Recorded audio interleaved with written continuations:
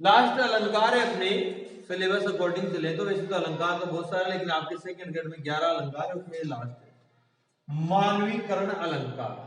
यानी कि जो प्राकृतिक वस्तुएं होती है उनका मानवीकरण कर दिया जाए। मानव कोई ना कोई काम करता है, सोचता भी है, समझता भी है। वैसे अगर प्राकृतिक चीजों को हमें सोचने समझने के लिए या मानव की तरह सोना बैठना उठना बता दिया जाए तो उनका क्या कर दिया हमने, मानवीकरण कर दिया।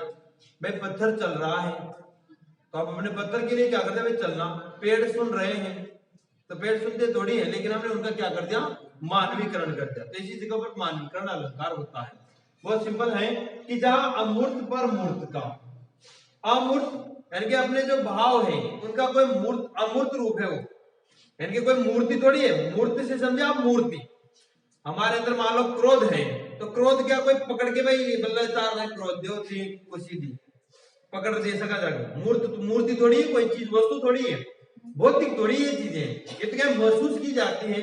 तो हमारे अंदर जो अमूर्त चीजें होती है उनको अगर मान लो अगर मूर्त बना दे कि पेड़ हंस रहे हैं, पेड़ हंस रहे हैं, तो वहां पर क्या कर दिया हमने, उसका मूर्त यानी उसका मानवीकरण कर दिया हमने कि जहां अमूर्त पर मूर्त का और जड़ पर चेतन का। जैसे मान लो पर्वत है वो चलता नहीं, अपन कि पर्वत चल रहे हैं तो हमने वो जड़ है ना, वो तो जड़ चीजें जो कहीं चले नहीं हिले डुले नहीं एक ही जगह फिक्स रहे, उनको हम क्या करते हैं, उनको चेतन कर दें। यानी कि पर्वतों को हमने चलना बता दिया तो वो क्या हो गया, चेतन हो गया ना।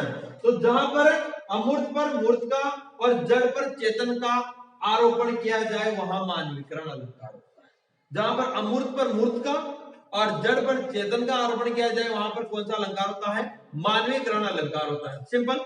आगे देखो आप कि जहां मानव मन के अमूर्त भाव, हमारे मन में ईर्ष्या काम क्रोध मद लोभ कई सारी रति वगैरह कई सारे भाव होते हैं हृदय में अंदर, उनका अगर मान लो अमूर्त भाव अथवा प्राकृतिक उपादान, प्रकृति की जितनी भी चीजें उन सबको मानव के रूप में प्रस्तुत किया जाए, मानव के रूप में अगर हम उन्हें बना दें, मानवीकरण कर दें तो वहां पर मानवीकरण अलंकार हो जाता है। अब देखो इसमें समझिए आप, पहला उदाहरण है कि चुपचाप खड़ी थी वृक्ष पात, चुपचाप खड़ी थी वृक्ष पात, सुनती जैसे कुछ निजी बात। वृक्ष पात मतलब वृक्षों की पंक्ति, कहीं पर मान लो लाइन के लाइन क्या लगे हुए हैं, वृक्ष लगे हुए हैं, पेड़ लगे हुए हैं। अब वो ऐसे खड़े हैं हिल डुलने नहीं, बिल्कुल भी हवा नहीं चल रही, तो ऐसा लग रहा है कवि को करा कि चुपचाप खड़ी थी वृक्ष पात। अब वृक्ष क्या चुपचाप खड़ा होगा, क्या इंसान होता है चुपचाप को खड़ा, तो आप वृक्षों के ऊपर क्या कर दिया, मानवीकरण, यानी कि मानव जैसे चुपचाप खड़ा होता है लाइन में, वैसे कहा कि चुपचाप खड़ी थी वृक्ष पात, कि वृक्षों की पंक्ति चुपचाप खड़ी हुई थी और ऐसा लगता था कि मानो सुनती थी जैसी कुछ निजी बात। मानो चुपचाप खड़ा हो गया आदमी जैसे कुछ निजी बात सुनता है ना, वैसे मान लो जैसे जो पेड़ की जो लाइन है वो चुपचाप खड़ी होकर निजी बात सुन रही थी।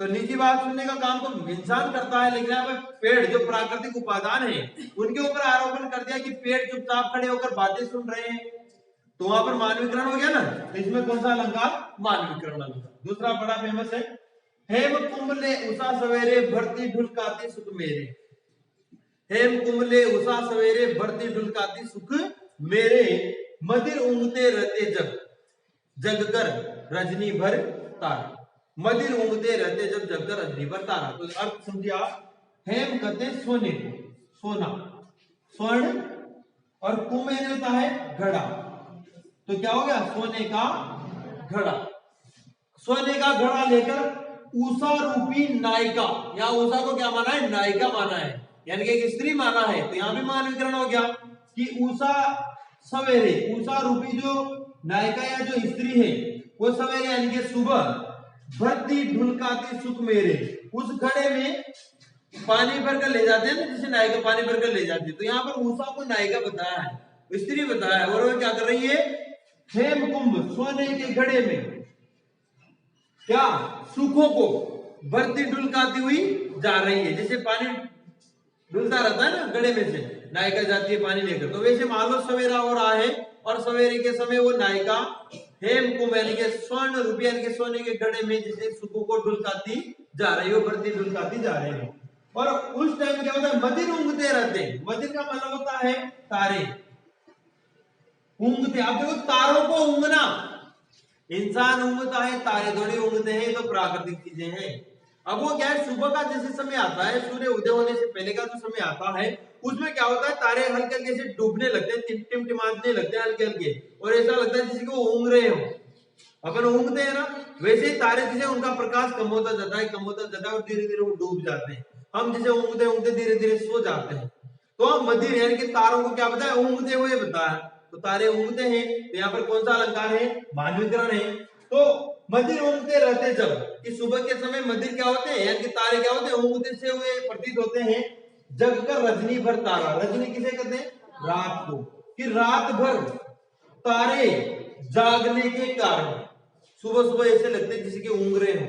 अपन रात भर जाग जाएं तो सुबह अपने को ऊँघ से आने लगती है ना, तो वैसे ही तारों के लिए कहा है कि सुबह सुबह तारे मदिर ऊँघते रहते हैं जब जगकर रजनी पर तारा, की रात भर तारे जागने के कारण, रात भर ये रजनी यानी रात भर तारे जागने के कारण जैसे कि ऊँघते रहते हैं सुबह सुबह। और उस समय क्या करते हैं उषा और विनायका, कि हेम कुंभले उषा सवेरे, उषा सुबह सुबह हेम कुंभ क्यों कहा, सोना कैसा होता है, पीला होता है, पीला पीला होता है ना, वैसे सवेरा देखना कभी जल्दी उठकर आप, सूर्य नहीं उदय होता उससे पहले चारों तरफ पीलापन छाया रहता है, जैसे कि सोने का घड़ा हो और उसमें उषा यानी कि सवेरा, उषा हो उसकी बूंदे छाते हुए समय, वो मानो बढ़ती ढुलकाती सुख में। तो यहाँ पर उषा को नायिका बताया है और तारों का ऊँघना बताया है।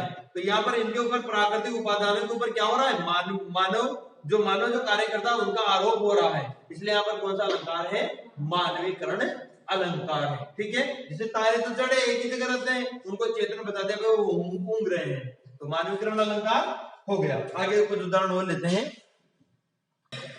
मानवीकरण अलंकार के 3 उदाहरण और देखो, बहुत ही सिंपल है कि लाने को निज पुण्य भूमि पर लक्ष्मी की सवारी, रत्नाकर ने निर्मित कर दी स्वर्ण सड़क अति प्यारी। तो रत्नाकर किसे कहते हैं, समुद्र को कहते हैं।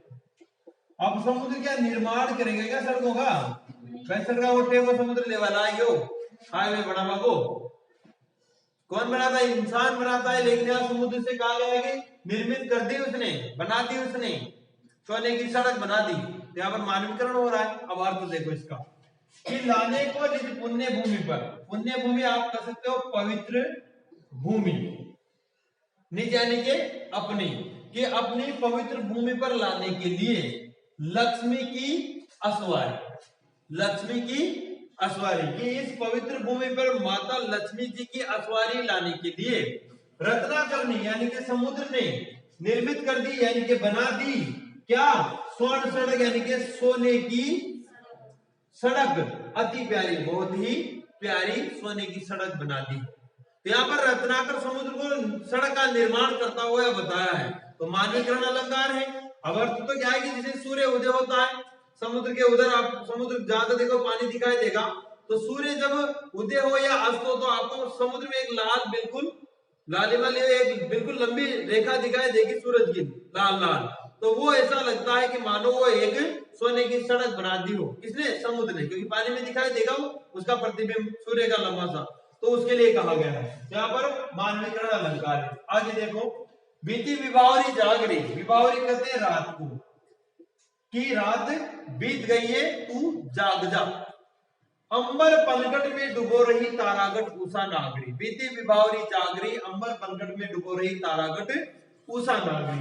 अंबर आकाश, आकाश रूपी पनघट में, आकाश रूपी पनघट में डुबो रही है तारागट, तारा रूपी घड़े को, तारे रूपी घड़े को, घड़े घड़ा, कि तारे रूपी घड़े को उषा रूपी नायिका, उषा रूपी नागरी यानी यहाँ पर ले सकते हैं स्त्री या नायिका, की उषा रूपी जो नायिका है, जो रूपक भी है इनमें, अंबर यानी कि आकाश रूपी पनघट, तारे रूपी घड़ा और उषा रूपी नायिका।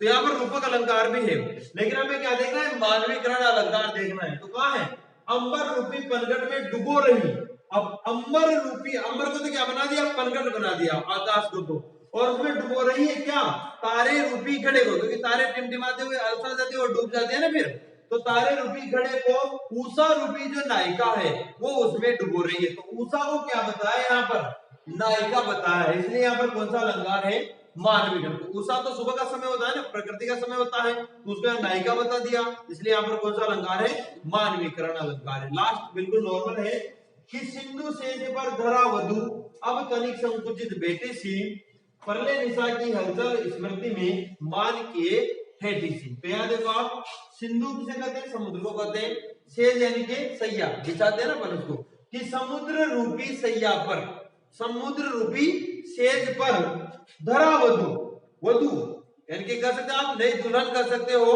उस धरा रूपी वधु, धरा किसे कहेंगे, धरती को, कि धरती रूपी जो वधु है वह सिंधु रूपी सेज पर यानी कि सैया पर अब क्या हुई है, तनिक संकुचित, संकुचित हुई, बैठी हुई। जैसे कि विवाह होता है तो नई दुल्हन सेज पर संकुचित, कुछ संकुचित हुई बैठी रहती है ना, वैसे यहाँ पर किसको, धरती को बताया गया है कि धरती रूपी जो वधु है वह तनिक संकुचित बैठी है। क्यों कि परले निशा, परले रूपी जो रात है की हलचल स्मृति में, कि रात में जो प्रलय हुई थी उसकी हलचल उसकी स्मृति में है, मान किए हेठी से, यानी कि अंदर ही अंदर कुछ मान किए हुए हेठी हुई सी वो अब ऐसे चुपचाप बैठी हुई है। तो यहाँ पर क्या किया गया है कि धरती को क्या बताया गया है, वधु बताया गया है, क्या बताया गया है, वधु, और उसके मन में हलचल होना बताया गया है, इसलिए यहाँ पर क्या है, कौन सा अलंकार है, मानवीकरण अलंकार है। तो तीनों में देखो आप मानवीकरण अलंकार है, तो ये अपने अलंकार वाला टॉपिक भी